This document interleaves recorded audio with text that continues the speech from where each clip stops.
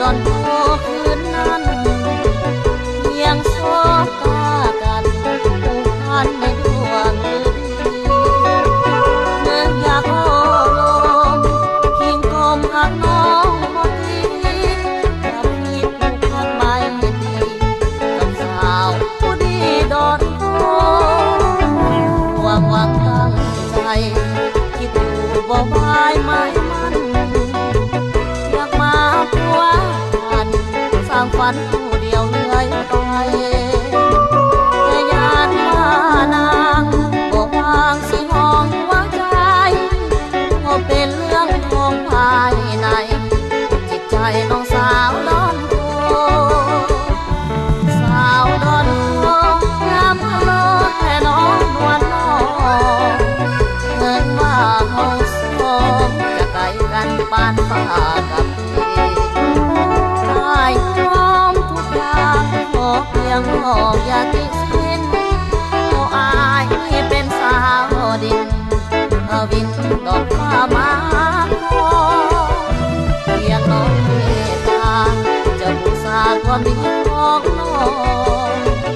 ความมากมายปองจะมาขอตาหากว่าเป็นจริงทุกสิ่งสมดังอุลาไอ้ขอสามารถต่อฟ้าจะมาเป็นเคยดอนโพ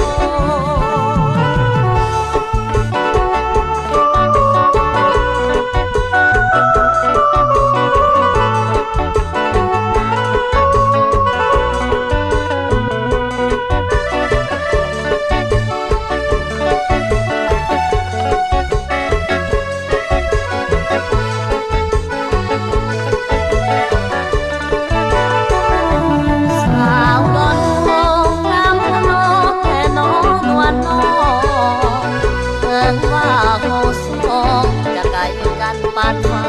กับดิน